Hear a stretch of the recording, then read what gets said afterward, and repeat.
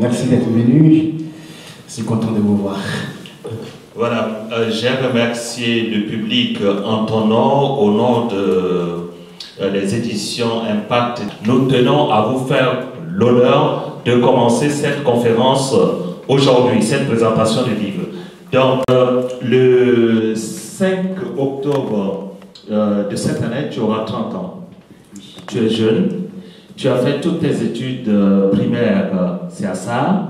Donc, en commençant par l'école Notre-Dame des Apôtres, si je ne me trompe pas. Bien sûr. Tu es passé également par le Collège Humanité, avant d'intégrer le célèbre établissement lycée-collège Charles Lwanga, où tu as obtenu ton baccalauréat série C. Je sais que tu as été un très brillant élève.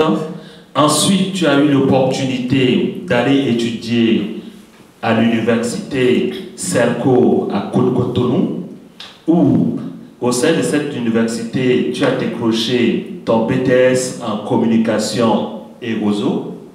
Ensuite, tu as été admis à un concours d'ingénieur en télécommunication, où tu as intégré l'université de Saint-Étienne pendant 2 ans, 2009-2010. Et c'est à l'université Paris 8 que tu as décroché ton Master 2 en conduite de projet. Tu as également des expériences professionnelles remarquables. Tu as travaillé à la Société Générale et tu as travaillé également au sein de la grande société Peugeot Citoyen en tant que Project Management Office. Tu es également consultant spécialisé dans les nouvelles technologies de l'information et de la communication. Et actuellement, tu es aussi PMO, en fait, Project Management Office, au sein de GFI New Challenge. Et sur le plan associatif, tu es le président de Impact for Africa, qui marche très bien. Mais tu viens de présenter, tu viens de publier, c'est ton premier livre qui s'intitule Jeunesse et Leadership. Sans plus tarder, j'aimerais te poser la question, qu'est-ce que c'est que le leadership? Très bien. Je te remercie d'abord de me présenter. Je suis vraiment content de vous voir tous là. Effectivement, c'est mon premier livre. Donc, peut-être qu'il y a aussi des choses à aller voir. N'hésitez pas à faire des remarques. On est bienvenus, bien sûr. Donc, on est toujours ouvert. Alors, en revenant à la question qui concerne le leadership, je sais que tout le monde est ici dans cette salle. Aime des leaders, ça il ne faut pas ignorer. Le leadership, pour moi, je définis comme étant une capacité de mener ou de conduire les individus ou les organisations afin d'atteindre un objectif bien précis.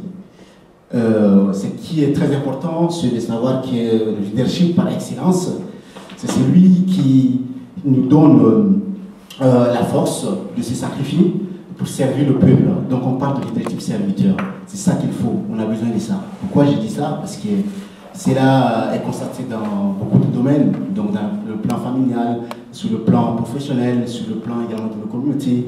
On voit des leaders qui confondent être chef et être également un manager et confondent avec le leadership.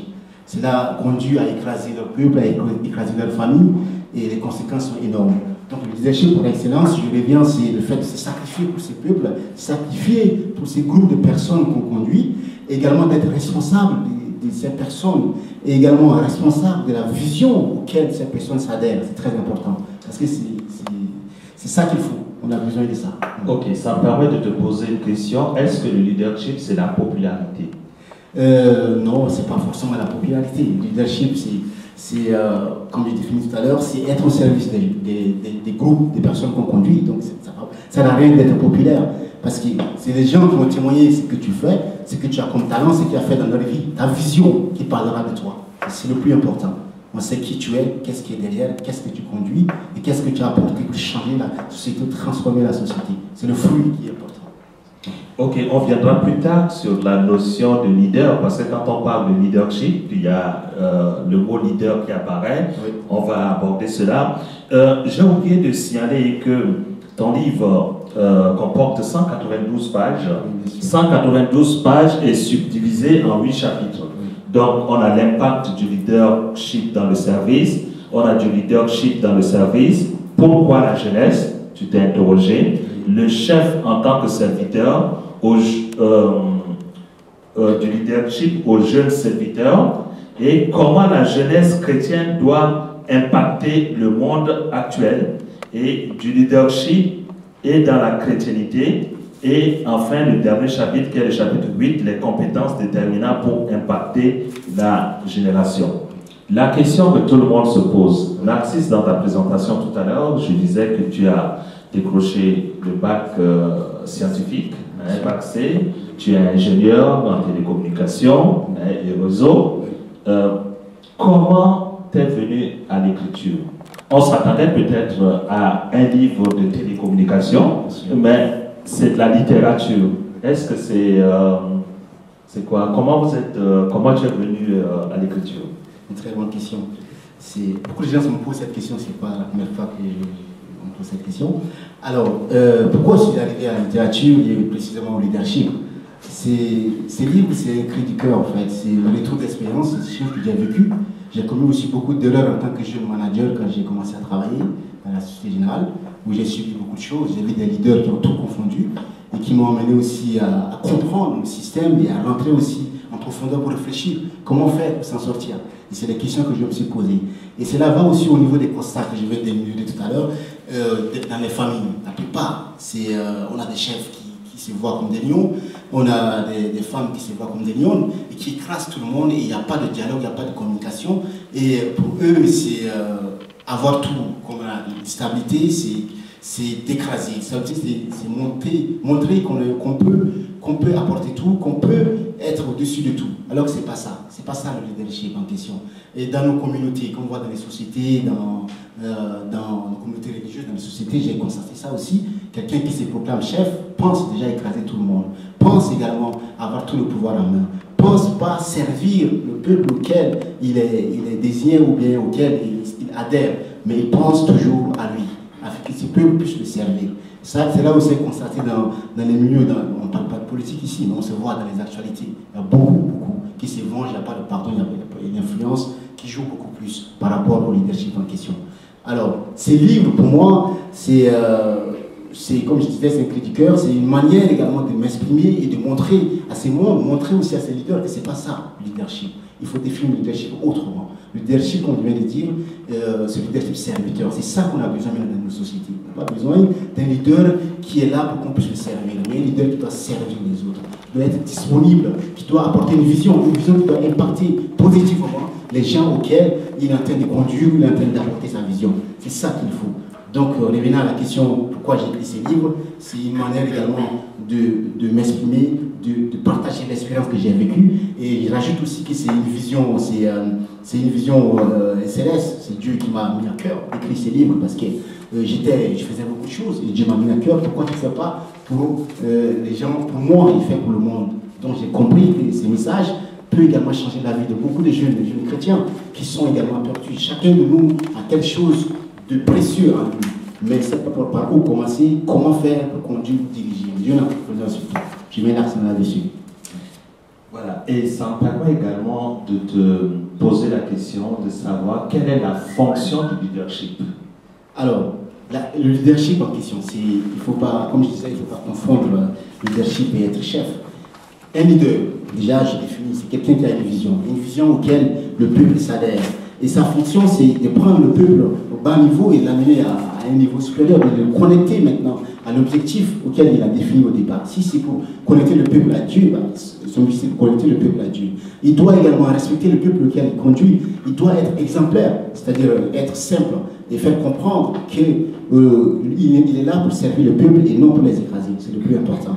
Et sa fonction aussi réside au niveau de la délégation. Il faut qu'il délègue les tâches, il faut qu'il forme des futurs leaders aussi comme lui. Il ne faut pas qu'il pense être suprême au-dessus et que personne ne peut arriver là où il est. Mais c'est la force qu'il a pour pouvoir être là, donc il doit aussi aider les autres à faire avancer et à atteindre l'objectif auquel il s'est fixé. Ok, dans ton livre, tu as écrit « Le leadership est réservé à une élite. C'est un don, un talent inné qui ne s'apprend pas. Certains sont nés pour être suiveurs et non leaders. » Est-ce que tu peux nous en parler un peu plus de ce passage? Oui, effectivement. Il y a des gens qui sont nés leaders. Je parle des jeunes chrétiens, des chrétiens en question. Du moment où Dieu, je reviens sur ça, Dieu a tant aimé le monde qu'il a donné son Fils unique, afin qu'il comporte avec le participant qui est la vie éternelle. Tout le monde connaît ces passages. Alors, du moment où tu donnes ta vie à Dieu, tu es appelé maintenant à servir l'Éternel, tu es appelé à être un leader. Tu rentres maintenant dans une autre dimension où tu as reçu Jésus, qui est le leader par excellence. Donc, cette naissance te conduira maintenant à amener le peuple maintenant, à amener tous ceux qui sont autour de toi, afin qu'ils comprennent aussi qu'il y a un être qui existe, un être qui vit, que tu peux les connecter. C'est pourquoi tu dois les partir, faire suivre les gens, un modèle pour toi, un modèle partout où tu pars, dans toutes les sociétés, tu dois être un modèle. Les autres doivent te suivre, normalement. Ceux qui ne connaissent pas Jésus, qui ne croient pas en Jésus, doivent te suivre, parce que tu es un modèle, tu as tout ce qu'il faut comme talent et don en toi, auquel le monde n'a pas. Ce que tu as, c'est précieux, et le monde n'a pas ça. C'est le plus important. C'est pourquoi tu es un leader aguerri, un leader qui entraîne les autres à se connecter à Dieu. Ok, je signale au public que la jeunesse et le leadership, les armes redoutables pour impacter sa génération, ce livre est disponible.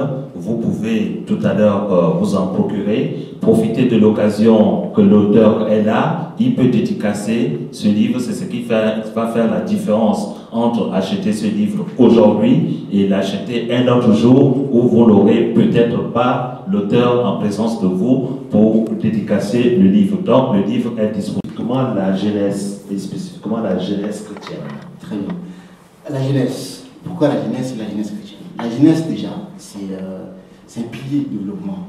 La jeunesse, c'est l'âge fleur auquel l'homme cherche à se développer, l'homme cherche à se positionner, l'homme cherche à prendre des décisions, à faire des choix. Et cette jeunesse, il est définie d'une manière, la jeunesse qui s'étale de l'enfance à l'adolescence, de l'adolescence à l'âge mûr. C'est ça, comme ça que je définis moi la jeunesse. Alors cette jeunesse a besoin d'être recadrée, parce qu'en faisant des choix, on peut faire des bons choix comme des mauvais choix. Et si on fait des bons choix, il va savoir l'assumer. Il y a des choix qui peuvent nous conduire aussi jusqu'à la perdition. C'est pourquoi il est important de recadrer cette jeunesse. Et cette jeunesse doit être recadrée à travers le leadership, qui est un levier très important, un levier auquel le jeune se voit comme un dirigeant, futur dirigeant et leader, qui peut impacter, qui peut amener d'autres jeunes aussi à le suivre. C'est pourquoi j'ai orienté sur la jeunesse. Maintenant, la jeunesse chrétienne. Je sais que la jeunesse chrétienne, tout le monde est chrétien, ça c'est une bonne nouvelle pour moi. Alors la jeunesse chrétienne, c'est le flambeau, c'est la lumière, comme j'ai défini tout à l'heure. Tout jeune qui est chrétien a quelque chose de particulier, précieux en lui. Il ne faut pas qu'il s'estime.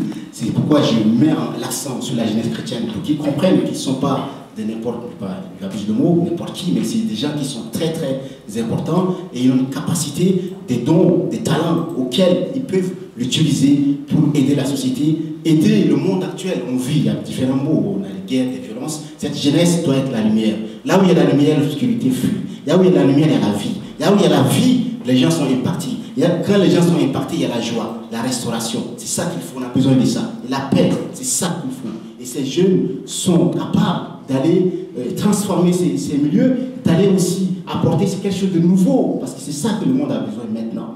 Le monde a besoin des jeunes leaders chrétiens capables de diriger, de conduire et d'impacter positivement. C'est pourquoi j'ai orienté sur la jeunesse chrétienne. Jeunesse, fer de lance de la nation, c'est le slogan qu'on entend très souvent. Mais cependant, dans ton livre, à la page 61, il est écrit « Être leader chrétien signifie de posséder la Bible sur soi à chaque instant. » Alors, c'est l'occasion pour moi de te poser la question, est-ce que le chrétien doit s'adapter à l'évolution de la société dans laquelle il vit? Aujourd'hui, nous avons les nouvelles technologies. Très souvent, les chrétiens vont à l'église avec leur téléphone portable. La Bible est oubliée. Est-ce que tu peux nous en dire un peu plus? C'est vrai, la technologie avance. On est dans ce monde, on n'est pas dans ce monde. Pour ceux qui comprennent. C'est vrai, tout ce qui est autour de nous sont en train de nous impartir. La technologie, on parle de téléphone, on parle de l'Internet partout. Mais il faut savoir se focaliser sur l'objectif. Pour moi, l'objectif, c'est, pour un jeune chrétien, il devient la Bible, c'est d'aller au ciel, de toucher le cœur de Dieu et de ne pas perdre l'éternité. C'est ça le plus important. Donc, en tant que leader jeune chrétien, il ne faudrait pas que ces choses nous impactent. Il ne faudrait pas qu'on soit en train de courir derrière ces choses. Mais c'est à nous maintenant de maîtriser, à nous donner des exemples précis à ce que les autres aussi soient impactés. Je parle tout à l'heure de jeunes chrétiens leaders. Donc c'est à nous de montrer que non, c'est des choses qu'on peut utiliser pour servir, mais pas que ces choses jouent sur nous. C'est très important. Le téléphone, le téléphone, beaucoup utilisent. Les gens font les selfies partout aussi, je vois, dans les églises, partout. Mais c'est des choses qu'on peut corriger. C'est des choses, il faut ramener les gens là-bas à la terre, pas la terre qu'on a l'habitude de dire. Il faut ramener les gens à un niveau où ils comprennent que non, il ne faudrait pas que le monde nous influence, mais c'est à nous d'aller influencer le monde.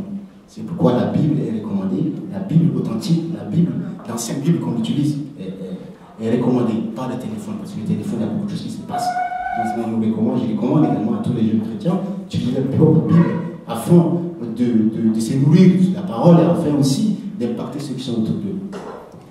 Merci. Et pour ceux qui ont publié par Jim Narcisse, c'est très intéressant. Moi, je l'ai lu en 3 heures du temps, 192 pages en 3 heures du temps, c'est vite fait.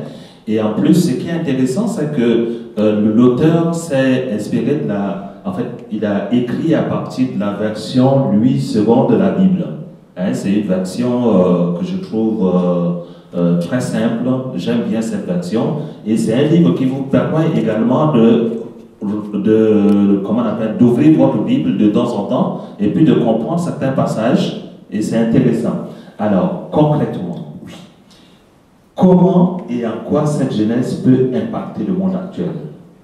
Alors, la jeunesse peut impacter le monde actuel à travers les armes que j'ai définies là-dedans. Parce que c'est des Quelles sont les armes? Les armes, en tout cas, je vais préciser quelques armes. Par exemple, la prière. La prière, c'est une arme efficace. Que chacun, un jeune chrétien, doit déjà avoir ça. Il faut prier toujours, prier sans cesse. La Bible nous le recommande toujours. Et le monde n'a pas ça. C'est l'arme qui rassure. Moi, je suis un exemple. Tout le monde a l'espérance derrière. Tout ce qu'on vit, on voit les suicides partout dans le monde, on voit les gens qui n'ont pas de repères. Mais si tu pries tous les jours, ça te rassure dans tout ce que tu fais. C'est une manière également de surmonter les difficultés. C'est une manière aussi d'avoir de la motivation. C'est une manière aussi de s'assumer et de se dire, oui, je peux, capable, j'ai de l'espoir. Il y a quelque chose qui va se passer dans ma vie. Je ne peux pas être par terre. Je peux encore grimper. Je peux arriver au bout. Je peux atteindre le sommet. Je peux également toucher et impacter. C'est ça qu'il faut. La prière, c'est une arme efficace. Après, j'ai cité aussi les armes comme l'honnêteté. Un jeune, l'honnêteté compte beaucoup dans tout ce que nous faisons. L'honnêteté, c'est la base. Si tu n'es pas honnête, personne ne te fera confiance. Si tu n'es pas honnête, c'est difficile d'impacter aussi.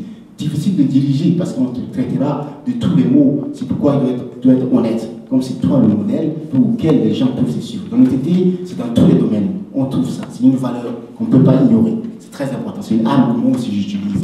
Il y a aussi, j'ai cité l'excellence. L'excellence, c'est un truc très important parce que c'est à travers l'excellence qu'on reconnaît ton travail. On sait que c'est toi qui as fait ce travail, on sait que tu es passé par là, on sait que c'est toi qui es en train d'impacter, qui es en train de changer. Donc l'excellence, je prends dans tous les domaines. Pour que les gens te respectent, il faut que tu sois excellent. Excellent dans tous les niveaux. Tout ce que tu fais, tu dois bien le faire pour montrer que c'est moi qui viens de faire cette chose, c'est moi qui est en train de mettre ma ceinture. Donc c'est très important l'excellence. Et ça, le monde voit de près. Parce que dans toutes les responsabilités qu'on peut te confier, si tu n'es pas excellent, c'est difficile. On voit les leaders qui sont dans le monde et ceux qui sont arrivés, c'est parce qu'ils ont utilisé cette arme comme une arme redoutable, une arme auquel ils peuvent impacter, ils peuvent gagner la confiance facile des gens qui sont autour d'eux. Donc l'excellence est très important. Pourquoi j'ai énuméré aussi comme arme. Après, je parle encore de la simplicité. Il faut être humble, le leader doit être humble. Il faut être humble dans tout ce que tu fais. Ça ne sert à rien. Parce que la simplicité peut t'élever plus haut. La simplicité peut encore t'amener dans une dimension où les gens vont encore te faire confiance beaucoup plus parce qu'ils savent que s'ils te font confiance, tu ne vas pas les écraser, tu ne vas pas les amener sur les mauvais chemins parce que tu es simple. C'est simple et cette simplicité fait que les gens aussi viennent vers toi. Parce que pour diriger, il faut que les gens viennent vers toi. Il faut que les gens viennent vers toi pour que tu puisses les impacter, puisses apporter ce qui est en toi comme talent, comme don, afin qu'ils puissent l'utiliser aussi. Parce que derrière chaque personne, il y a un leader. Derrière chaque personne, il y a une vie derrière, auquel il faut transformer, il faut changer. Tout à l'heure, vous aurez droit à des questions. Vous pouvez poser des questions à l'auteur. On va laisser un temps pour le débat. Donc, préparez vos questions. Alors, je souhaiterais savoir quelles sont les qualités d'un bon leader. Très bien. Les qualités d'un bon leader. Un leader, je précise, un leader chrétien. Alors, pour que quelqu'un soit un bon leader, c'est simple. Il faut faire la différence entre le chef et le leadership. Pourquoi? Un chef, par exemple, dans les milieux professionnels, le chef considère les gens comme des postes de travail, il réfléchit en termes de résultats, il réfléchit en termes de rentabilité, il ne cherche pas du tout à comprendre qu'il y a l'humain derrière toutes ces choses. Alors qu'un leader doit comprendre que c'est l'homme au milieu de tout ce qu'on fait. Et l'homme a des défauts et des qualités. Et a des potentiels aussi qu'il ne faut pas ignorer, il ne faut pas négliger. Donc un bon leader doit comprendre et savoir que les potentiels de l'humain fait la force d'un projet, fait la force de la communauté, fait la force d'une société. Je peux parler aussi des qualités. Nous voyons que dans la plupart dans nos familles ou bien dans les sociétés, on voit des hommes, il n'y a pas de dialogue, il n'y a pas de communication. Et c'est très important. Un leader doit être quelqu'un qui doit communiquer avec tout le monde, il doit être ouvert, il ne doit pas restreindre, il doit sortir de son zone de confort, il doit aussi avoir le charisme, la confiance en soi, la confiance à ceux qui sont autour de lui, afin qu'ils puissent également communiquer et échanger. C'est ça qui fait le délire dans nos jeunes, dans nos communautés, on voit partout. Les jeunes, ils parlent pas, ils communiquent pas avec leurs parents, ils gardent tout, ils conservent tout, et quand ils sortent, ils font beaucoup de dégâts. Donc un leader doit les faire comprendre que je ne suis pas là pour te faire du mal, je ne suis pas ton père, pour t'écraser ou bien te donner des ordres, je suis là pour qu'on communique, pour qu'on échange, qu'on avance ensemble. J'aimerais aussi te demander, est-ce que tu peux nous citer des grands leaders? Oui, on a des grands leaders. Chacun de nous sait déjà. On a Nelson Mandela, que je cite comme un grand leader. On a aussi Martin Luther King, qui était un grand leader. On a aussi Ali Baba, hein, je considère celui qui est un grand leader aussi. Et pour nous les chrétiens, on a Jésus-Christ qui est un leader par excellence. Ça, il ne faut pas ignorer ça. Parce que c'est lui, c'est à travers lui que nous sommes ce que nous sommes aujourd'hui. Si nous croyons en Jésus-Christ, nous avons ses dons, nous avons ses talents. Et ces talents qui fait de nous un leader, qui va impacter, qui va changer. Parce que ce qui est en nous est plus grand que ce qui est dans le monde. Il faut comprendre cela. C'est ça, les exemples de leaders que je peux citer et Jésus-Christ en excellence. C'est le plus grand leader. Mais Jésus-Christ est par rapport aux autres leaders. Qu'est-ce qui fait la différence? On ne peut pas comparer Jésus-Christ aux hommes, ça il faut le dire, parce qu'il n'est pas comparable. Lui, il n'est pas comparable du tout. Du tout. Il y a le côté spirituel. Le côté spirituel. Jésus-Christ renferme tout. Il a tout ce qu'il faut. Il est excellent. Il a tout. Alors que l'homme a des défauts et des qualités. C'est ça. C'est pourquoi j'ai défini dans le livre la notion de réalisme. Il faut savoir que quand tu as une vision, tu commets aussi des erreurs. Si tu as une vision, tu peux aussi amener le peuple dans des dérives. Il ne faut pas confondre, il ne faut pas ignorer cela. Il y a des leaders aussi, des mauvais leaders qui amènent des gens à la perdition. Alors que Jésus-Christ, lui, amène des gens pour la vie éternelle. Il amène des gens, il sauve des vies. Il amène des gens à se retrouver, à avoir la joie du cœur, la restauration. Il y a beaucoup de témoignages qui se passent. Je ne peux pas en citer ici, mais c'est leader par excellence. Je ne peux pas le comparer aux autres. C'est des armes, c'est des outils, c'est des compétences qu'on peut utiliser. C'est des exemples, c'est des choses que moi j'ai utilisées en tant que jeune serviteur. Donc j'ai utilisé ça pour vaincre le monde, parce que j'étais dans des moments, dans des milieux où on trouve que des requins, excusez-moi le terme, dans le milieu professionnel, personne ne peut ignorer cela. Les gens ne croient pas en Dieu, il n'y a pas de pardon, pas de tolérance. Je suis arrivé comme goutte d'eau, tombé dedans, il faut se défendre, chacun pour soi, il n'y a pas la tolérance zéro, il faut toujours atteindre le sommet, il ne faut pas commettre d'erreur. Ça, rien à dire. Et moi, c'est ça qui m'a permis, ces armes m'ont permis maintenant de me positionner et de comprendre aussi comment ils fonctionnent, et comment moi je peux faire aussi pour vivre avec eux, et comment je peux les impacter aussi. C'est pourquoi j'ai cité ces armes. Je parle déjà de l'amour. L'amour, c'est quelque chose de très important que je peux citer ici. Il y a des gens qui n'ont pas d'amour. Il y a des gens qui cherchent de l'amour. Il y a des gens qui sont perdus. Dire à quelqu'un que je t'aime, c'est très fort. Vous pouvez expérimenter partout dans mon milieu, vous allez voir. Il n'y a pas d'amour. Et dans les milieux professionnels, ça n'existe pas. Pas du tout. Il n'y a pas d'amour en tant que tel. C'est rare, je peux le dire. C'est rare. Mais quand tu parles de l'amour, les gens ils prennent ça comme une faiblesse. Alors que ce n'est pas de la faiblesse. Et ce que j'ai expérimenté, je partage avec vous comme expérience aussi, comme témoignage. Quand quelqu'un te fait du mal, tu retournes l'amour. Tu lui fais comprendre que non, je ne peux pas me venger, je te pardonne, mais je t'aime. Par des gestes, et ça joue beaucoup sur la mentalité, joue beaucoup sur la personnalité de la personne. Moralement, c'est quelque chose de plaisant. La personne ne peut pas supporter. C'est une des armes que j'ai utilisées pour vivre et survivre. Chaque fois qu'on me fait du mal, moi je les tourne par le bien. Chaque fois qu'on me fait du mal, je les tourne par le bien. Et j'ai des témoignages, ils sont venus me voir plusieurs fois. Je t'ai fait tellement du mal, mais toi tu m'as fait du bien. Et ça a changé la personne. Ça donnait une autre dimension à la personne. Ça, c'est une des armes efficaces.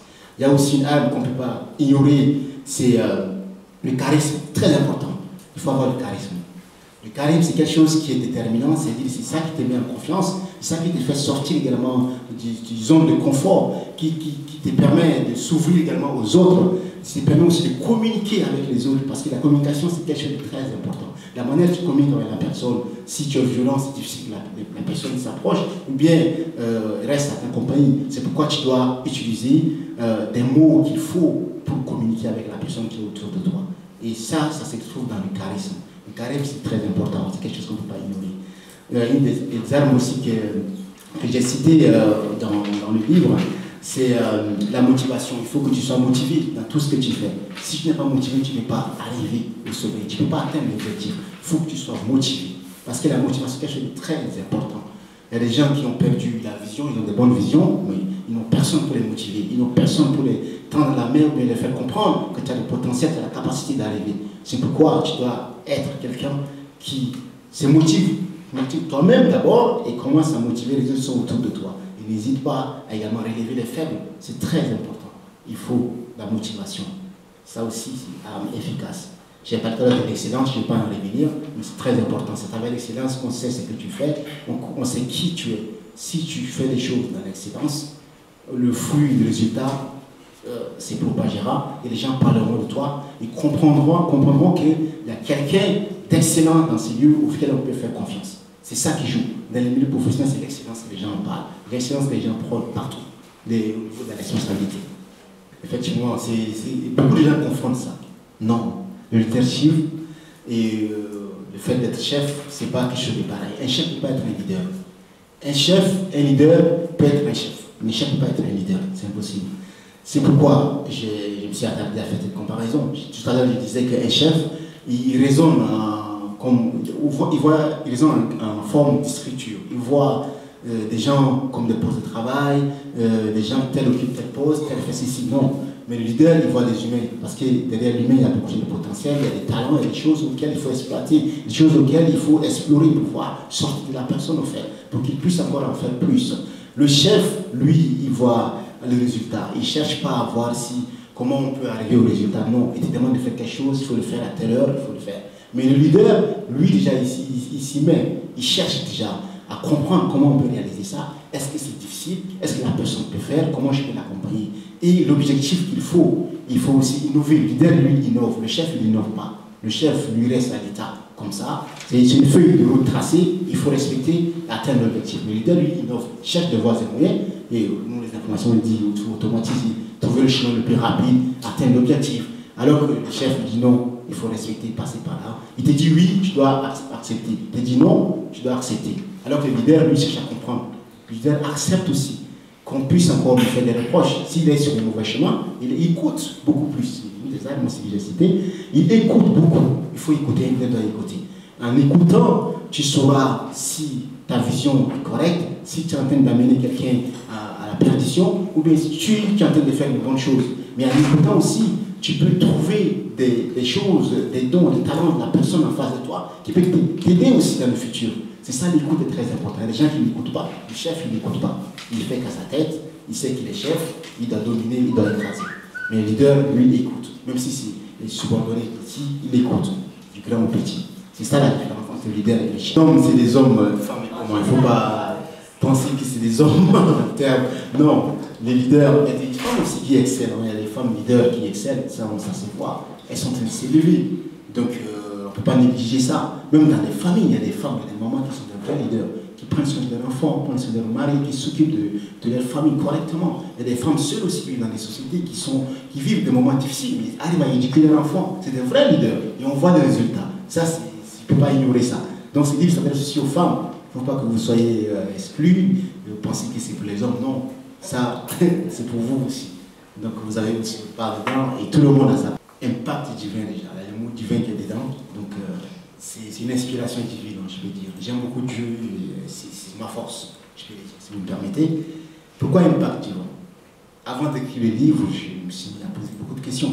Tu vas écrire le livre pour qui et tu vas éditer où? C'est les questions que je me suis posées. Et après, j'ai compris aussi que je suis quelqu'un qui a le potentiel et la capacité. Tu parlais de leadership, il faut montrer des exemples aussi. Il faut créer. Il ne faut pas aller sur quelque chose qui existe déjà. Donc, c'est un exemple précis de ce qui m'a poussé à créer moi-même la maison d'édition Impact Divin, qui m'a été inspiré par l'Éternel, par Dieu, déjà. Et je sais que derrière ça, les jeunes vont aussi en profiter. C'est une plateforme pour tous les jeunes chrétiens, qui chacun de nous a quelque chose de particulier, a un livre à écrire. Donc c'est une plateforme ouverte aussi à tous ces jeunes, toutes ces personnes, les femmes, les hommes qui veulent écrire, qui veulent témoigner de Jésus-Christ, qui veulent témoigner aussi à travers leur œuvre, ce qui sont de précieux. Donc c'est ça qui m'a poussé à créer Impact Divin, pour permettre aussi à tous les jeunes d'avoir une ouverture, d'avoir aussi quelque chose de précis, quelque chose auquel ils peuvent s'appuyer pour réaliser leurs rêves. Le livre, c'est le premier livre qui est sorti d'Impact Divin.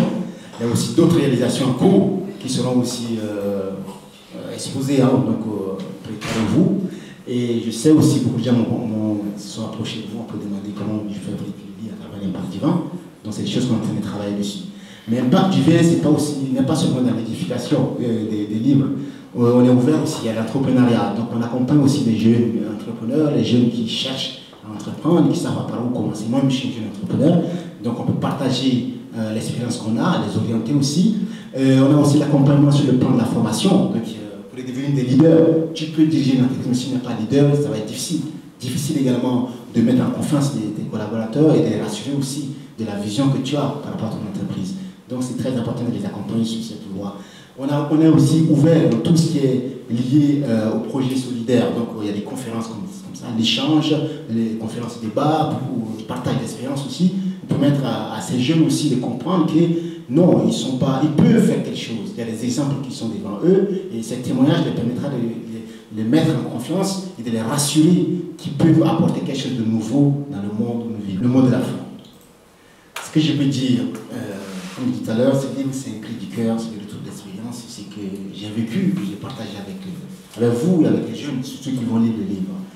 Ce que je peux dire, il y a de l'avenir, il y a de l'espoir. Il ne faut pas se voir, disons, à un niveau bas. Non, on a une capacité, on a des talents, on a des dons. Dieu a mis à chacun de nous quelque chose de particulier. Tu peux exceller dans un domaine, quelqu'un d'autre peut exceller dans d'autres domaines. Mais il faut savoir que tu as une force en toi. Si tu crois en Jésus-Christ, si tu crois en Dieu, c'est une force énorme que tu as. Et quelqu'un qui croit, qui est chrétien, peut réaliser des grandes choses. C'est des choses que le monde n'a pas. C'est des choses qui peuvent changer aussi le monde. C'est des choses qui peuvent gagner aussi des âmes à Dieu. C'est des choses qui sont tellement précieuses que le monde n'a pas. C'est pourquoi je demande à chacun de nous, comme je dis dans Jean 3,16, Dieu a tant aimé le monde qu'il a donné son Fils unique. Et du moment où tu as donné ta vie à Dieu, tu as un appel en toi. Tu as des armes, tu as des dons, tu appartiens à la race royale.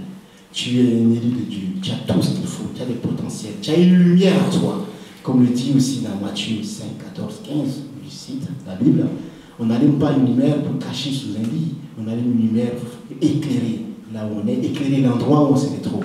C'est pourquoi je fais appel à tous les leaders, tous ceux qui sont là, que ce soit chrétiens ou non chrétiens, il y a de l'espoir, il y a des potentiels, mais il suffit juste de croire en Dieu, de lui faire confiance, et lui, ça nous occupera. Il t'élèvera au moment opportun, il t'élèvera avec ce que tu as tel que tu es, tu pourras et tu peux le faire. Si moi je suis arrivé à ce niveau, c'est que toi aussi tu peux arriver. Je peux dire que je ne suis pas encore arrivé au sommet, mais le peu que j'ai mis l'espoir en Dieu, j'ai fait confiance en Dieu, il m'a accompagné malgré le combat, malgré les difficultés. Je suis arrivé à ce niveau.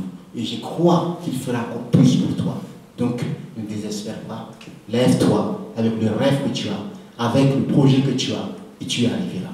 Dieu sera avec toi. Aie confiance en toi. Tu es un leader caché. Tu es un leader qui peut éclairer, un leader qui peut impacter, changer le monde, transformer le monde. Le monde a besoin de toi. Le monde a besoin des jeunes comme toi. Parce que le monde, là, on va avoir la perdition. Il n'y a pas de la tolérance, il n'y a pas de pardon, il y a la violence partout. Mais si toi, tu amènes la paix, si 2, 3, 5, 10 leaders amènent la paix, apportent ce qu'il faut pour transformer, changer ce monde, je pense qu'on vivra mieux. On évitera beaucoup de choses, il y aura de la vie, il y aura aussi de la joie dans ce monde. Je vous remercie. Merci. Mesdames, mesdemoiselles et messieurs, nous venons de terminer cette première partie de notre rencontre qui a porté sur la présentation du livre. Ça a permis de vous expliquer davantage, de décortiquer ce livre. J'espère que vous avez aimé. Maintenant, nous vous donnons le micro pour vos... Je suis Yamadoué Jaurès. Je voudrais d'abord personnellement remercier l'écrivain pour le document. Je ne l'ai pas encore lu, mais d'après mes expériences et la présentation que je viens de suivre, je pense que ça serait très utile pour beaucoup de monde et que Dieu vous accompagne dans ce projet. Merci. Je vais commencer, j'ai environ 4 à 5 questions, si vous me permettez. Oui. Je vais commencer par un petit témoignage, pas détaillé. J'étais à Djamena il y a quelques mois, on discutait avec quelques jeunes. Ils étaient très pertinents dans les différentes difficultés qu'ils observent autour d'eux. Et avec, dans les analyses comme dans les propositions, mais qui concrètement n'arrivent pas à prendre des actions. Alors ma première question, c'est de savoir comment est-ce qu'on peut déclencher, c'est pas un sentiment de leadership à quelqu'un pour l'inciter à faire ce qu'il a dans la tête, ce qu'il a sur le cœur. Et ma deuxième question, c'est tout à l'heure vous présentiez que un leader n'est pas le chef, mais un leader peut inspirer le chef, sinon il inspire le chef. Dans mes expériences professionnelles, j'ai eu à me confronter à quelques difficultés avec mes chefs, selon le terme du jour. J'ai fait beaucoup de propositions qui n'ont pas été prises en compte, mais qu'après, avec le temps, ils se sont rendus compte en fait dans le contexte professionnel. Alors moi je voudrais savoir comment le leader qui est supervisé en réalité, le leader normal, comment est-ce qu'il peut impacter efficacement ses chefs pour que ces propositions puissent être utiles pour l'entreprise, la société ou bien la communauté dans laquelle il appartient. Ma troisième question, je salue vraiment le contexte dans lequel le livre est écrit, qui est adressé aux jeunes chrétiens qui doivent impacter son environnement. Je me demande pourquoi pas, est-ce que le public ciblé est restreint au niveau du jeune chrétien ou bien c'est aller au-delà de ça? J'espère que notre mission en tant que chrétien, c'est aussi d'appeler d'autres âmes pour Dieu, pour servir le Seigneur. Et si le jeune chrétien peut impacter, il peut aussi par ce livre-là, sans toutefois que le jeune en tant que personne physique, ce livre pourrait d'une façon ou d'une autre impacter quelqu'un d'autre qui n'est pas forcément chrétien et qui pourrait absolument, à la grâce de Dieu, c'est Dieu qui travaille sur le cœur de la personne pour qu'il accepte le Christ. Nous, en tant que chrétiens, c'est de porter le message. Et ce livre pourra faire un travail beaucoup plus large qu'un travail d'évangélisation physique. Donc je me suis dit, est-ce que c'était pas, je ne sais pas pourquoi vous avez restreint tout simplement aux jeunes chrétiens. Ma question suivante, lorsqu'on est leader et qu'on a un objectif, supposons que l'objectif il est atteint, qu'est-ce qu'on fait après? Et la dernière question, pour réussir, est-ce qu'il est vraiment nécessaire d'être leader pour réussir? Ça c'est dans un contexte global en fait. Ok, merci beaucoup. Je vais commencer par la première question. Comment on peut déclencher le leadership? Si je comprends bien, chez quelqu'un. Alors, comme j'ai défini tout à l'heure, le leadership, c'est une capacité de conduire, de mener un individu ou groupe d'individus à atteindre l'objectif. Chacun de nous, je ne vais pas encore parler des jeunes chrétiens, mais chacun de nous a un talent, a un don. Et ces dons, on peut mettre à la disposition des autres. Et pour mettre à la disposition des autres, il faut qu'on se mette en confiance. On doit s'assurer qu'on a quelque chose de précieux que la personne en face ou quelqu'un en face n'a pas. Pour déclencher le leadership, il y a des exemples précis autour de nous. C'est pourquoi j'ai fait appel, j'ai dit il faudrait que les leaders aussi témoignent, les bons leaders témoignent aussi. C'est qu'ils font leur exemple, leur expérience permettra aussi aux jeunes et à quelqu'un de comprendre qu'il peut aussi arriver là où lui il est arrivé. Je parle de moi-même, un exemple précis. Moi j'ai commencé un témoignage. Quand j'ai commencé à travailler, j'étais jeune. J'étais jeune, je ne connaissais rien, je suis devenu professionnel. Et j'étais à la Société Générale. Et dès que je suis arrivé, je travaillais avec des gens, j'étais chef de projet, presque PMO. J'avais des projets en main, j'avais des gens âgés qui sont en face de moi. Il faut savoir les gérer. Moi, je n'étais pas leader. Je suis arrivé, je sors de l'école.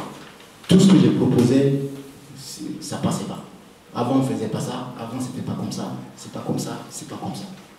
Tout le temps, personne n'est satisfait. Personne. Mais Dieu a fait grâce. A mis sur mon chemin un leader. Un leader de l'entreprise. C'est quelqu'un qui n'est pas chrétien, ça m'a beaucoup touché encore, mais a de la valeur. Et qui m'a pris, il m'a dit, tu as le potentiel, tu as les capacités. Il ne faut pas que tu te... Parce que j'ai parti presque à la dépression. Il dit non, tu ne peux pas arriver là. Ils sont en train de te combattre. Tu ne comprends pas. Tu es brillant, tu es talentueux. Ils sont en train de te combattre pour t'écarter et te jeter. Donc tu dois t'élever. Tu dois déclencher ce que tu as en toi. Prends l'autorité. À la réunion, c'est toi le chef, c'est toi qui dirige. Donc tu sais, tu es sûr, tu es confiant, c'est ce que tu fais. Et ils sont là pour t'accompagner sur ces projets.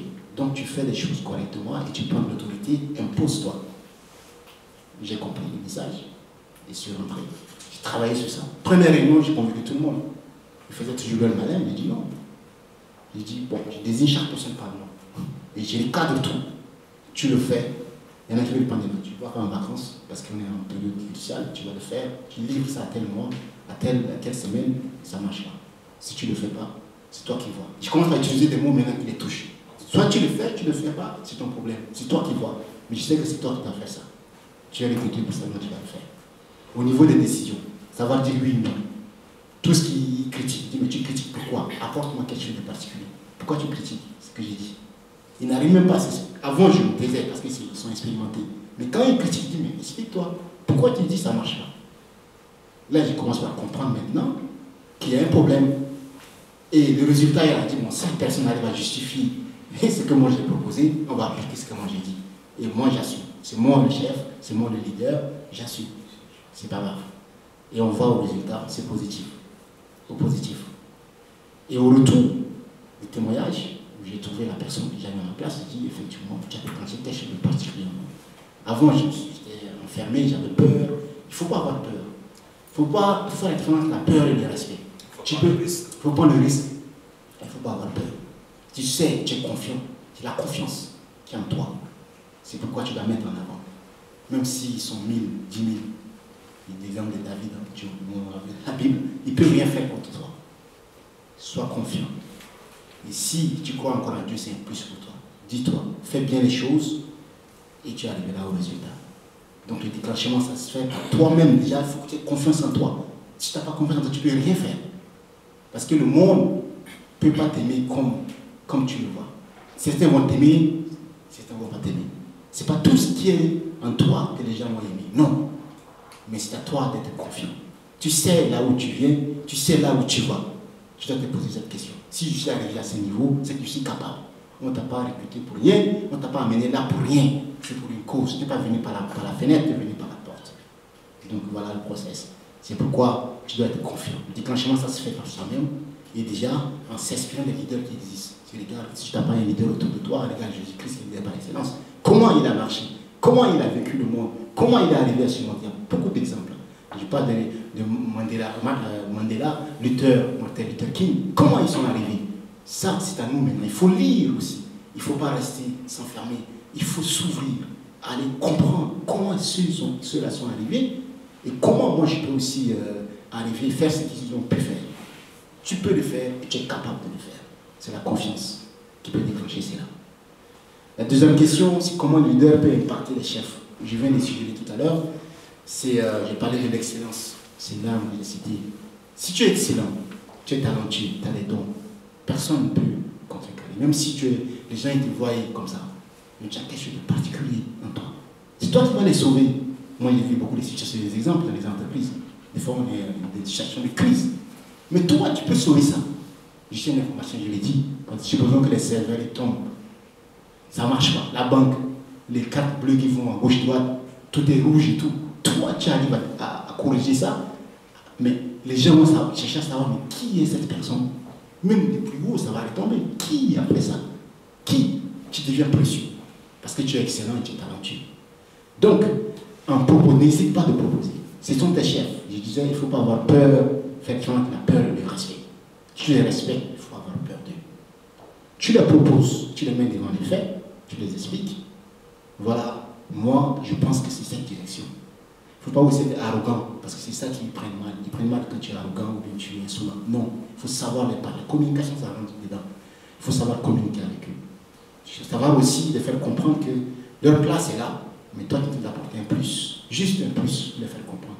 Tu dis, chef, c'est bien ce que tu as fait, mais si on peut faire ça encore, ça peut être mieux. C'est à toi de voir. Ces mots, c'est à toi de voir. C'est des mots que j'utilise beaucoup dans les entreprises. Moi, je te propose. Après, c'est à toi de voir. Si tu penses que c'est bon, tu le fais. Et quand il va rentrer, il va réfléchir. Pourquoi il m'a proposé ça? Il a été simple, il n'a pas été arrogant avec moi, il n'a pas critiqué ce que j'ai fait, mais il m'a proposé ça. Et ça marche. Dans tous les cas, ça marche. C'est à toi de voir. Moi, je pense que c'est ça. Alors, revenons à la question des cibles. Non, le livre est ouvert à tous les jeunes. Mais c'est difficile pour les jeunes non chrétiens. C'est-à-dire la confiance, la foi, c'est que nous on a, ils n'ont pas ça. Moi j'ai vu beaucoup de mes collègues, ils ont l'argent, c'est vrai, la voiture, belle vie. Mais dès qu'il y a un problème, tu sens que ça ne va pas du tout. Ils sont stressés, ils sont tombés, tu ne comprends pas. Quelqu'un vient au bureau, il pleure, commence au bureau. Mais qu'est-ce qui t'arrive? Il dit non, parce que ma femme dit on va divorcer. Il dit non, mais ça. Hein? Il dit mais il y a meilleur que ça. Tu vois? Pourquoi tu pleures et tu es déprimé et tout? Il y a ça. Ou bien le boulot. Il suffit juste de le menacer sur son poste. C'est tout. Et là, il pleure. Parce que le confort qu'il a, il peut pas l'avoir. Il a des crédits derrière le dos qu'il doit payer. Il te raconte une liste. Tu dis non, mais tu peux. Avant, là, tu n'avais pas ça. Tu es né comment? Et lui, il ne comprend pas. Il dit non, je ne peux pas laisser ça. Je ne peux pas laisser ça. Et c'est ça qui fait que les jeunes non-chrétiens ont des difficultés à surmonter. Il y a des suicides partout. Là, on parle de France Télécom par l'actualité, vous savez. C'est parce qu'ils n'ont pas la force que nous on a. Le fruit qu'on a, ils n'ont pas. Ils n'ont pas. C'est pourquoi les jeunes chrétiens leaders, c'est pourquoi il faut susciter des jeunes chrétiens. Ce sont des exemples. Qu'ils soient partout, les ambassadeurs. Par exemple, moi, j'ai eu des collègues, je les ai parlé, conseillé tout le temps. Des gens âgés, je les parle, les rassure. Comment tu as tes capacités? Oui, tu peux. C'est rien, tu peux surmonter ça. Tu peux. Donc, ces jeunes chrétiens sont des ambassadeurs qui doivent être partout, en fait, dans toutes les sociétés. Et là où c'est que tu parlais de la lumière, là où il y a la lumière, l'obscurité s'enfuit. Là où il y a la lumière, il y a la vie. Tu vas sauver des vies. Ces jeunes doivent sauver des vies. Ils doivent être des leaders, d'excellents leaders. C'est des modèles auxquels le monde va copier. Une fois qu'on a 10, 20, 30 partout, bah, ils vont suivre. Ils vont suivre notamment. Parce qu'ils vont se poser des questions. Ils disent, mais lui, avec tous les problèmes qu'il a, il arrive à surmonter. Mais moi, attends, comment je peux? Je peux aussi surmonter. Ça change. Ça change. Il y a moi dans des situations où, c'est des exemples, des témoignages que je donne, où je vois mon poste menacé. Tout le monde sait que ça ne va pas ça. Mais je suis confiant, je rigole. Je viens, je suis souriant, je fais ce qu'il faut. Et ils trouvent ça énorme. Des fois, c'est pour me tester, des fois pour voir comment, à quel niveau, je ne fais rien. J'ai confiance en moi. Même si je ne travaille pas ici, je travaille ailleurs. Ce n'est pas un problème. Ce n'est pas ça. Je sais d'où je viens, je sais là où je vais. Et ils trouvent cette force extraordinaire. Extraordinaire. Même les hiérarchies, des fois, ils me convoquent et disent, bon, je change d'avis. C'est juste pour voir est-ce que tu peux, pourquoi tu me testes sur ce point. Bon, bref. Donc, c'est des situations auxquelles un jeune chrétien peut arriver, il peut faire encore mieux, il peut impacter, il peut changer et transformer. Donc, c'est ouvert à tous les jeunes. Mais les jeunes chrétiens, encore, il faut qu'ils soient des modèles. Parce qu'on parle de Dieu, il faut qu'on soit précis. Tu vas parler de Dieu et toi-même tu fais de n'importe quoi ou bien tu ne te comprends pas bien. Non, personne ne va te suivre, personne ne va croire en toi, personne. Mais si tu es un modèle, tu auras toujours des gens qui vont te suivre. Ils vont venir vers toi, ils vont s'ouvrir vers toi. Alors, on parle de l'objectif. Une fois leader, oui. Quel serait le prochain l'objectif? C'est-à-dire, il faut également susciter des jeunes leaders. C'est vrai, je suis un leader. Il faut que derrière moi aussi il y ait des leaders. Il ne faut pas ignorer. Il faut former des leaders. Il faut donner de bons exemples. Parce que derrière chaque homme, il y a des vies, il y a une famille. Et quand tu aides un jeune à être un leader, lui aussi, il va y partir. Il va aussi aider les autres aussi autour de lui dans son environnement. C'est pourquoi l'objectif, il ne faut pas s'arrêter aussi en étant leader. Non, il faut aussi former des leaders. C'est ça qu'il faut, c'est le fruit qu'il faut. Comme ça va impacter le monde et ça va changer les choses dans la société. Alors, la cinquième question. Est-ce que sans être leader, on peut réussir, c'est ça? Oui, on peut réussir sans être leader. Mais si on réussit en étant un leader, c'est encore meilleur. C'est un plus, en fait. C'est encore plus. Parce que quand la réussite, c'est vrai, tu peux avoir des belles voitures, avoir de l'argent, avoir tout ce qu'il faut derrière toi. Mais si tu n'es pas un leader, que servira ces choses? Que servira ces choses? Il faut qu'il y ait des témoignages précis. Quand on témoigne, qu'on parle de toi. Moi, j'ai suivi l'actualité la semaine passée. Il y a un jeune entrepreneur qui a financé les études des étudiants. Les crédits, il a payé. Et ça, c'est un impact. C'est un impact, c'est quelque chose de précis.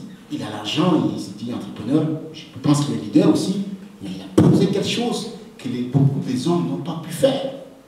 Et il a pris son argent, il a aidé ces jeunes. Et ces jeunes, ça va rester gravé dans leur mémoire. Et c'est ça qu'on doit faire. On doit susciter, mettre en place des plateformes comme Impact Divin. C'est des choses comme ça qu'il faut mettre en place. Où les jeunes vont se retrouver, où les jeunes vont partager leur expérience, où les jeunes vont se former, où les jeunes entrepreneurs vont se lever. C'est ça qu'il faut.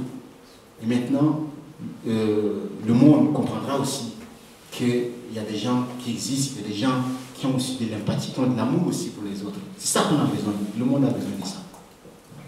Voilà, j'espère que j'ai répondu à votre question.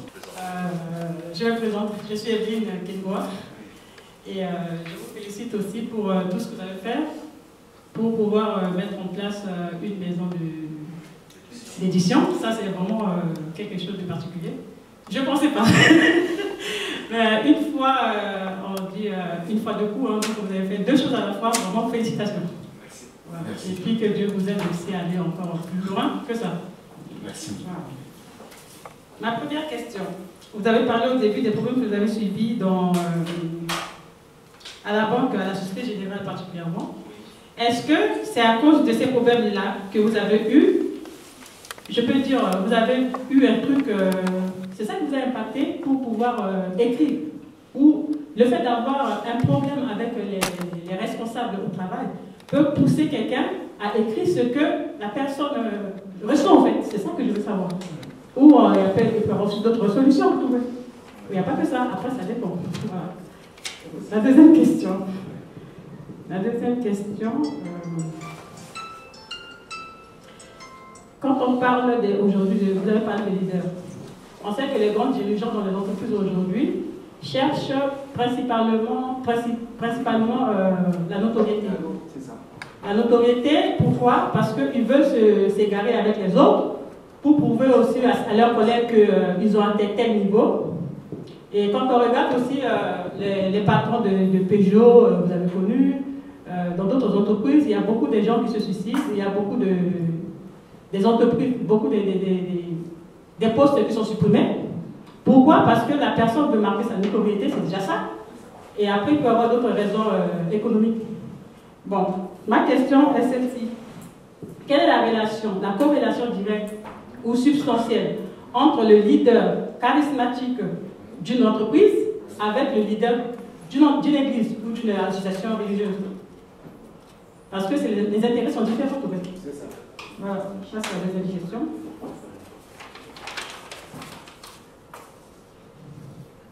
La troisième question, bon, une partie, déjà, bon, mon collègue ici là a parlé, ça concerne les jeunes. Bon, je dois continuer le reste de la troisième question. Vous avez dit qu'il faut mettre les jeunes sur des bonnes orientations pour pouvoir les aider, et ainsi de suite. Nous avons aujourd'hui, en France particulièrement, toutes les grandes entreprises aidées par l'État qui mettent en place des cagnottes pour pouvoir aider les jeunes dans les start-up, beaucoup de choses en fait, à mettre en place parce qu'ils sont aidés par les entreprises, et ainsi de suite. Mais les églises n'ont pas ces moyens en quelque sorte en fait. Comment faire pour aider les jeunes, pour les pousser dans les églises à ressortir aussi, comme on fait dans les entreprises, à mettre en place leurs idées pour pouvoir créer des start-up et puis pouvoir avoir des coups de main pour aller loin. C'est l'idée, la troisième question. La quatrième question, ça concerne toujours les jeunes. Dans un groupe, bon, je donne d'abord un exemple pour moi. J'avais 25 ans, je travaille dans une entreprise, pas ici, mais on m'a remarqué, mes responsables m'ont remarqué tout de suite. Après 2 ans de travail, on m'a nommé chef de service. Bon, ma question revient à ce que vous avez dit tout à l'heure concernant les chefs de service et les leaders. Comment un leader comment un leader peut remarquer un jeune dans un groupe qui a des potentialités pour faire de lui quelqu'un de spécial que les autres en fait. Voilà, c'est ma dernière question et je pense que la première question c'est est-ce que c'est le problème de tout ce que j'ai vécu qui m'a poussé à écrire le livre? Je dirais oui, parce que c'est les retours d'expérience en fait, c'est des choses que j'ai vécues. Donc, ce qui m'a amené à réfléchir. Je me dis, mais j'aime ce travail, je ne peux pas partir à cause d'eux. Mais comment je vais faire pour surmonter? C'est la question que je pose. En plus de ça, je suis un chrétien, je crois en Dieu, j'ai une force. Mais ils sont en train de m'écraser. Comment je vais faire maintenant pour surmonter et leur faire comprendre que ma place est là et je peux changer? Ça, c'est une question que j'ai commencé par me poser moi-même. Et j'ai compris qu'il faut chercher des solutions dans la Bible. Je chantais beaucoup dans la Bible, voir des exemples. Par exemple, Jésus, leader par excellence. Après, commencer par regarder les leaders qui existent, Martin Luther King, comment il a vaincu le monde, comment Nelson Mandela, commence par voir ces leaders. Maintenant, je rentre dans les chefs d'entreprise, je vois maintenant comment des leaders de chefs d'entreprise arrivent à écraser. Ça, c'est le côté négatif. Qu'est-ce qu'ils utilisent? Quels moyens ils utilisent? Parce qu'ils nous maintiennent dans des conditions où ils pensent que tu ne peux pas, il n'y a pas de sortie au fait. Il faut comprendre que ici, c'est le rêve. Tu ne peux pas trouver ailleurs. C'est une stratégie qu'ils utilisent au fait. C'est mieux qu'ici. Là-bas, tu ne trouves pas. Donc, arrange-toi à s'aligner, à faire ce que je te demande de faire. J'ai compris. J'ai dit, bon, ok. Si c'est ça, moi, je vais utiliser les armes qu'il faut. Dans la Bible, c'est une vraie valeur de l'homme. S'il me fait la violence, moi, je retourne l'amour. Si il est malhonnête avec moi, je serai honnête avec lui. S'il pense que je ne suis pas motivé, je vais lui montrer que je suis motivé. Si je pense que je suis nul, je vais lui montrer que je suis excellent, j'ai des talents. Je commençais par développer ces valeurs, à développer au fur et à mesure. Et une fois que j'ai tout ça, je commence à mettre en pratique maintenant. Dans chaque situation qui arrive devant moi. Pour travailler, je travaille bien dans l'excellence. Pour mettre en place un projet, je suis motivé, je cherche, je mets des réunions partout, je suis motivé. Donc, je suis motivé, j'aime ce que j'ai fait. Pour ceux qui me font des choses qui ne sont pas bien, par exemple, ils font des coups, des choses derrière, moi je sais, mais je tourne toujours l'amour, je le fais comprendre que tu m'as fait du mal, moi je te fais du bien. Tu m'as critiqué, tu as dit ceci, tu n'aimes pas mon projet, tu ne m'as pas donné de budget, ceci, c'est là. Mais au contraire, quand tu as ton projet, moi je vote pour toi. On va te donner beaucoup de budget. Je fais ça 2, 3, 4 et commence par se poser des questions. Parce que beaucoup de gens ignorent. Même Jésus, il nous a dit, avec l'amour, tu peux vaincre le monde. En fait. Là où il y a la violence, c'est l'amour seul qui peut vaincre. Là, il y a la violence. Quelqu'un qui est violent, tu l'apportes l'amour. Tu vas changer. Même s'il continue à le faire, à un moment donné, il va se poser des questions. Je fais du mal, mais tout le monde me fait du bien. Je fais du mal, mais tout le monde me fait du bien. 2, 3, 4 fois. Et il va changer. Même s'il ne change pas, les témoignages, les gens autour vont voir. Parce que les gens, c'est les groupes qui parlent mal et tout. Mais les autres aussi, ils voient ici. La personne que tu es en train de parler, en train de faire du mal, lui, il te fait du bien. C'est comment on voit. Et ça se voit dans les entreprises. Ils peuvent remonter des informations qui sont fausses. Mais le chef, il voit que Narcisse n'est pas comme ça. 2, 3 fois, non. Après, il fait une confrontation. Et tu m'as dit ça, mais c'est pas ça. Il m'a montré. C'est les exemples. Donc tout ceci m'ont conduit à réfléchir. Qu'est-ce que je peux faire? Si moi, je n'ai plus pas là et que j'ai subi toutes ces choses, il y a aussi beaucoup de jeunes, beaucoup de gens qui sont désespérés, qui sont dans les mêmes conditions que moi. Donc il faut encore faire quelque chose pour les aider. C'est ça qui m'a conduit à écrire des livres, pouvoir partager l'expérience, leur faire comprendre aussi qu'il y a de l'espoir, on peut arriver, on peut surmonter avec ces armes. Ça, c'est la première question. La deuxième question, relation charismatique, oui, au niveau professionnel et l'Église, la différence. C'est vrai, un leader, comme j'ai défini, il faut être charisme, il faut avoir du charisme en fait. Et sur le plan professionnel, tout ce qu'on voit, c'est l'objectif, le chef. L'objectif, il faut atteindre tel chiffre, il faut atteindre ceci, cela.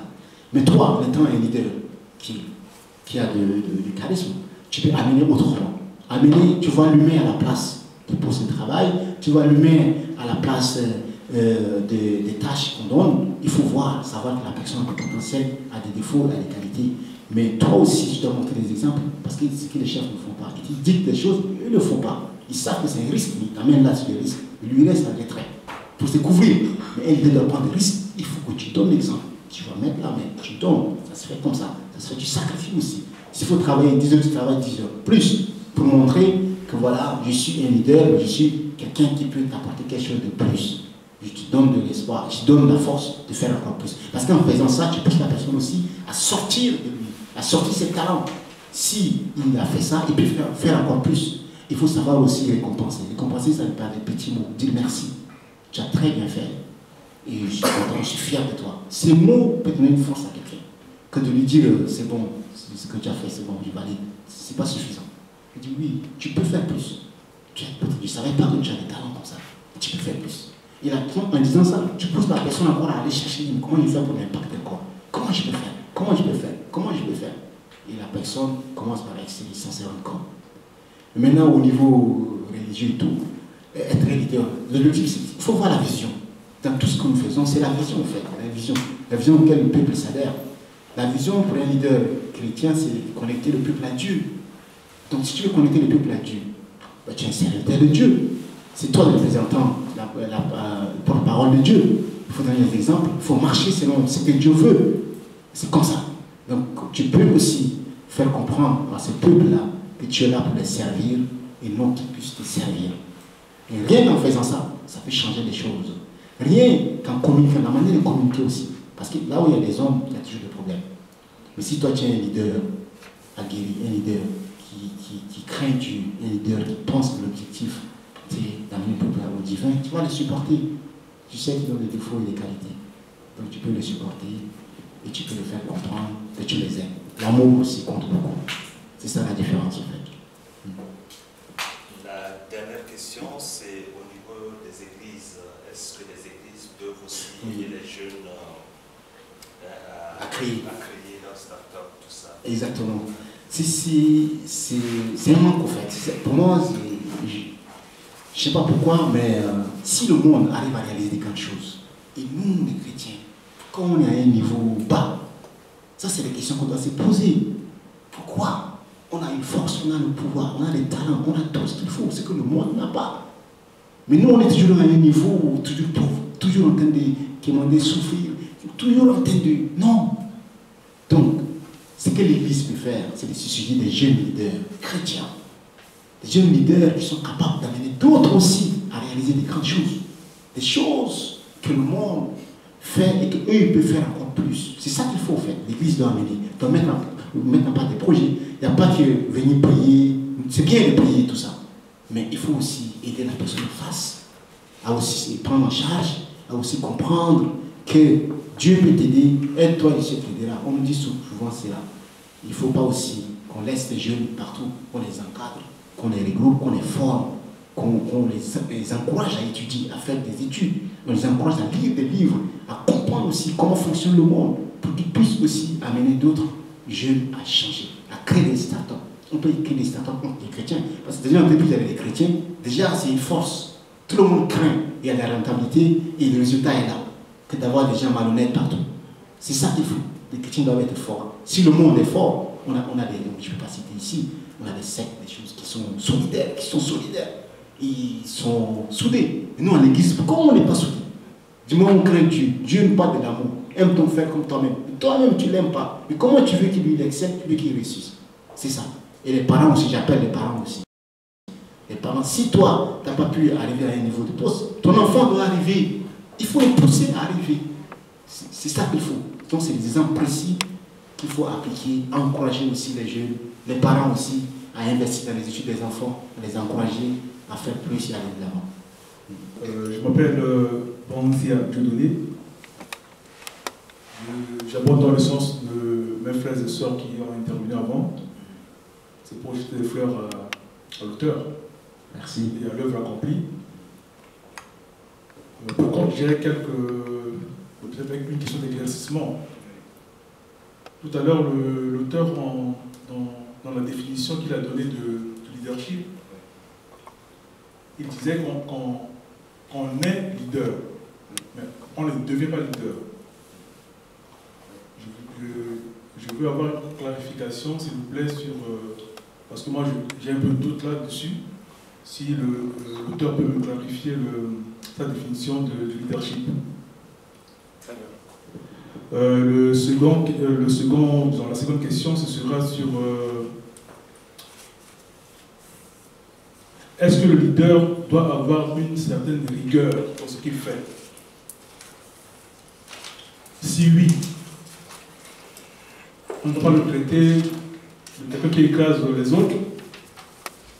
Sinon, comment pourrait-il mener à bien sa mission? Je vous remercie. Effectivement, on est né leader, je précise. Parce que je l'entends aussi, nous les chrétiens. Je dis dans Jean 3,16, il n'a pas aimé le monde, c'était ça. Et du moment où tu as donné ta vie à Dieu, tu as quelque chose de particulier en toi. Et cette chose, c'est un appel que tu as. Cet appel te conduit au style de leadership. C'est pourquoi tu dois te positionner comme un leader. Celui qui doit gagner des âmes, celui qui doit aller imparter, celui qui doit porter un ambassadeur, doit porter la lumière partout. C'est pourquoi tu es né leader. Mais, parlant de quelqu'un qui ne connaît pas Dieu, il peut être leader, il ne peut pas se rendre compte. C'est pourquoi c'est pas facile de voir ça. Il faut qu'il grandisse, qu'il comprenne, qu'il apprenne, qu'il voit des exemples précis.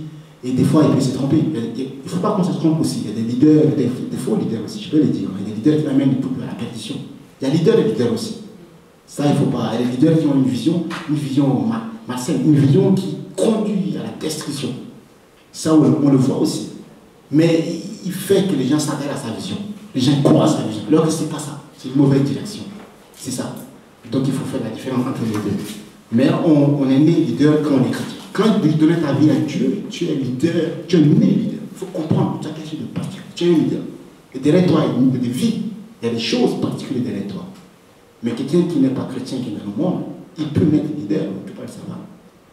Il peut être là, faire comme tout le monde, mais à un certain niveau, s'il n'arrive pas à avoir l'assurance comme mon frère a posé la question tout à l'heure, quelqu'un qui déclenche. Il faut que quelqu'un déclenche en fait. Tu as des potentiels, tu as quelque chose de talent, ou allez, vas-y, fais ceci. Et c'est comme ça qu'il se rend compte que, ah oui, ça, je commence par l'être. Mais des fois, c'est trop tard. Il y a des gens qui ont des visions qui n'arrivent pas à réaliser cette vision. Je ne peux pas dire qu'ils sont les leaders. Voilà, il y a quelque chose qui a déclenché, quelque chose qui a fait qu'ils ne sont pas réalisés dans la vision. Alors, parlant de rigueur, oui, j'ai défini le leadership ici comme étant responsable de la vision des gens qu'on conduit, sacrifice aussi du peuple auquel on est en train de conduire, faire des sacrifices, être dans les services. Il y a aussi l'autorité. Il ne faut pas que ce soit une autorité écrasante. Il ne faut pas influencer, non. Il faut savoir une autorité qui motive. C'est ça qui manque au leader. Lui, il pense prendre une décision, il dit oui, non. Quand tu prends une décision, il faut expliquer aussi pourquoi je prends cette décision. Pourquoi? Et quand tu es ferme, si tu vois qu'une personne est en train de faire dérouter un nombre de personnes, il faut que tu sois ferme. Mais non seulement dans la violence, mais en le faisant comprendre que non, ce que tu fais, c'est pas bon. Et précise, explique, démontre que ce que tu es en train de faire est en train de vous amener à la perdition. Et s'il persiste, tu peux aussi l'exclure du groupe. Parce que lui, une tomate prise dans une tomate peut détruire d'autres. Donc c'est mieux de l'exclure. C'est pourquoi tu dois être ferme. Et cette fermeté, il le comprendra plus tard. Il dit, j'étais dans un bon groupe, je commençais par faire des ordres, on m'a exclu. Et lui-même, il saura. Il y en a qui se rendent compte et ils reviennent. Quand les autres avancent, ils reviennent. C'est pourquoi il faut être ferme des fois. mais pas écraser. Il ne faut pas les écraser. Dans la motivation, toujours. Par rapport au modèle que vous avez choisi, on accessorise. Bon, j'espère que vous avez déjà visité le stand. Repartez encore, vous allez trouver de bonnes choses sur ce stand-là. Demain, c'est la fête de maman, hein, les papas. Et dans Merci beaucoup à cette occasion à mon frère, le leader, qui me donne cette opportunité de me présenter aujourd'hui. Et je remercie aussi tous ceux qui sont là présents aujourd'hui. Je vous présente Claire Merveilleuse. Claire Merveilleuse, c'est un service traiteur. Et ce service, Dieu m'a mis à cœur depuis cette entreprise. Depuis jeune âge, j'aime bien tout ce qui est cuisine, tout ce qui est côté festive. Voilà. L'organisation, j'aime bien. Donc, j'ai mis en place cette entreprise pour tout ce qui est événementiel. Donc, ce qui concerne les mariages, les anniversaires et des occasions comme on a aujourd'hui. S'il y a une possibilité, notre site sont là. Et les produits sont là aussi. Voilà. En ce moment, j'en ai fait pas mal des activités dans les mariages. Voilà. Et aujourd'hui, j'ai l'occasion de présenter à la conférence de mon frère. Ça, c'est une très bonne... Voilà. Moi, je vous confirme que c'est très excellent ce que la danse a fait parce que j'ai déjà goûté. C'était à l'occasion du mariage. Franchement, après ce mariage, pendant 3 jours, je n'ai pas mangé. J'ai préféré digérer. Donc, n'hésitez pas, si vous avez des cérémonies, si vous avez des cérémonies de mariage, d'anniversaire, ou même vous pouvez contacter la grande sœur et commander à manger chez vous. Vous savez, ce n'est pas tout le monde qui aime faire la cuisine tous les jours. On est occupé. Exactement. Le site est là. On a notre carte aussi. Et le buffet va être présenté pour vous accueillir aujourd'hui. Et vous allez nous dire la suite. Et je vous remercie. En tout cas, la grande sœur, en présentant son entreprise, j'ai constaté qu'elle est très émue parce que Narcisse, je peux dire que c'est son produit en fait, c'est son produit à elle. Ok? Elle s'en est occupée quand il était tout petit. Narcisse, si j'aime pas, moi, c'est chez elle que le déclic de la parole de Dieu, elle est en toi, je crois. Franchement. Donc, vraiment, tout ce que j'ai à te dire, que Dieu te bénisse.